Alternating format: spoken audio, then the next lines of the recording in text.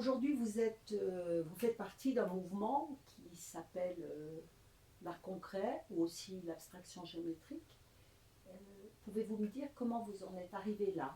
Si c'était tout de suite, dès le départ, votre désir ou si vous avez, ou c'est plutôt un cheminement? Alors c'est un processus qui a été assez long puisque en fait je suis né à ce mouvement en 1990 lorsque j'ai fait un monochrome.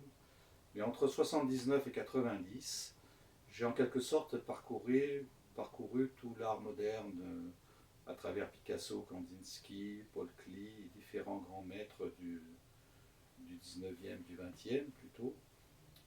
Et je suis arrivé un peu par surprise au monochrome. J'ai réalisé à ce moment-là que pendant ces 10 années, ces 11 années jusqu'en 90, j'avais en quelque sorte assimilé toute l'histoire de l'art moderne.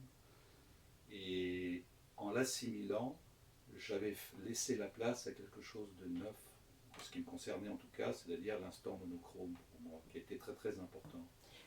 Dans cette période de 79 à 90, vous avez eu une production importante?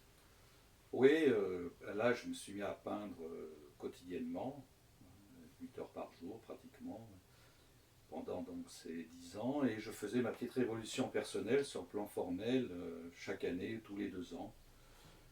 Au début, comme j'ai eu un enseignement plutôt académique, j'ai commencé par une peinture, on va dire, narrative, figurative, et la rencontre avec le Picasso au musée de Barcelone a révolutionné mon travail sur le plan formel, c'est-à-dire j'ai commencé à travailler sur la forme.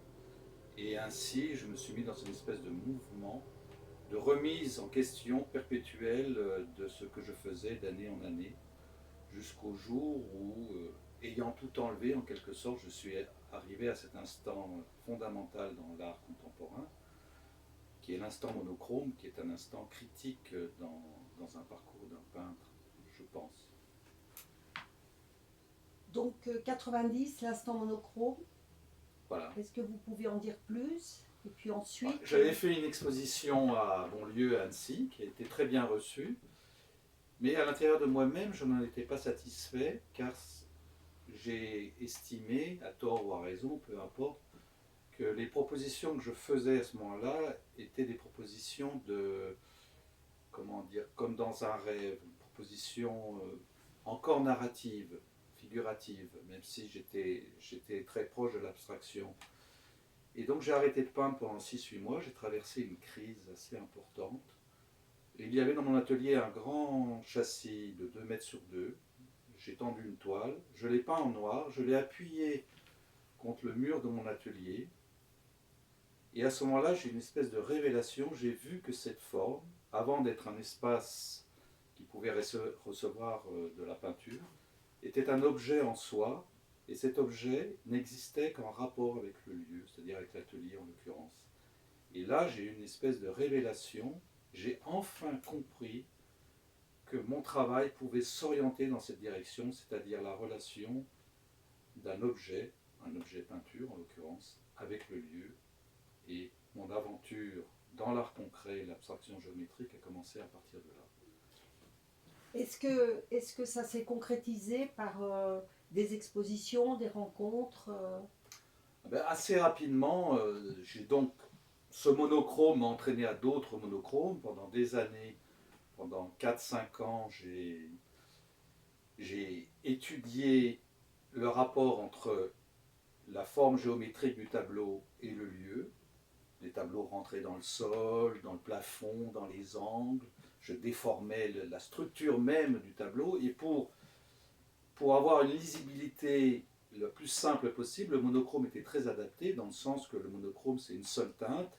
Et je faisais beaucoup de monochrome noir, et ça résonnait par contraste avec le blanc du tableau, le gris du sol, du plafond, etc. Et très rapidement, on m'a parlé d'une galerie parisienne qui faisait ce genre de travail. J'ai envoyé un dossier, et Anne Lalumière, en l'occurrence, m'a tout de suite proposé une exposition en voyant les photos de ce travail. Et j'ai donc C'était en 95, ma première exposition. Et puis j'ai enchaîné également une exposition au musée des Chirolles chez Elisabeth Chambon qui a perçu la pertinence de ce travail par rapport au lieu. Je peux dire que ce travail m'a amené dans l'art contemporain, dans le sens que la préoccupation du rapport entre l'œuvre et son environnement est fondamentale aujourd'hui. C'est la question qui se pose d'une façon cruciale à l'homme, le rapport qu'il établit entre lui et son environnement. Donc depuis ces années, depuis 95, on est maintenant en 2017, vous avez exploré différentes formes et on va voir ensuite dans votre site, on va pouvoir voir, vous avez décliné toute une série d'œuvres. Est-ce que vous pouvez globalement nous dire ce qui vous a amené à les définir de cette manière-là, que sont la ligne, la courbe, et on y reviendra plus en détail après. Oui, alors il s'est passé quelque chose de très important dans le développement de mon travail. C'est donc j'ai fait pendant à peu près 7 ans, c'est monochrome, l'étude du rapport entre le tableau et le lieu, avec le monochrome. Et si vous voulez, je me tenais à la frontière entre le point limite de la peinture. Le monochrome, c'est le point limite. Quand on enlève le monochrome, il n'y a plus rien, il n'y a plus que le mur. Ou comme support surface, on monte la toile, le châssis, les clous, etc. Or, je suis toujours resté quand même dans l'espace ouvert de la peinture. Et lorsque j'ai bien assimilé le rapport qui pouvait s'établir entre cette forme géométrique, la structure même du châssis du tableau et du lieu, avec les contraintes que ça représente, tout en continuant à peindre d'une façon très traditionnelle sur une toile, châssis, j'ai eu la préoccupation de revenir dans l'œuvre même, dans le support du tableau, tout en conservant le rapport avec le lieu. C'est comme si j'avais accompli un aller-retour entre le dedans et le dehors. J'avais expérimenté le rapport au dehors, et je pouvais, ayant assimilé ce rapport, de nouveau rentrer dans le tableau tout en conservant le souvenir de ce rapport au dehors. Et là, j'ai commencé à expérimenter la verticale, l'horizontale, la diagonale, le rapport spatial, le rapport au temps également. Et il y a quelques années de cela, j'ai osé inscrire la courbe dans le tableau. J'ai fait ça pendant 2-3 ans, que j'ai requitté car la courbe est éminemment subjective. Or, ma préoccupation, c'est de rester le plus possible objectif dans la manifestation de ce travail. Sur votre site, on peut voir 6 ou 7 œuvres par thème, on va dire, hein, parce que vous parlez de différents thèmes, la ligne, la courbe. Est-ce que vous avez produit beaucoup plus d'œuvres Oui, alors j'ai une production assez importante parce que je consacre, je suis à plein temps dans la peinture. J'ai eu la chance de rencontrer la galerie L'Œil Lumière qui m'a permis de m'inscrire dans le champ social et donc de commencer à gagner ma vie et donc de consacrer mon temps à la peinture. Et j'ai donc eu tout loisir d'approfondir chaque période.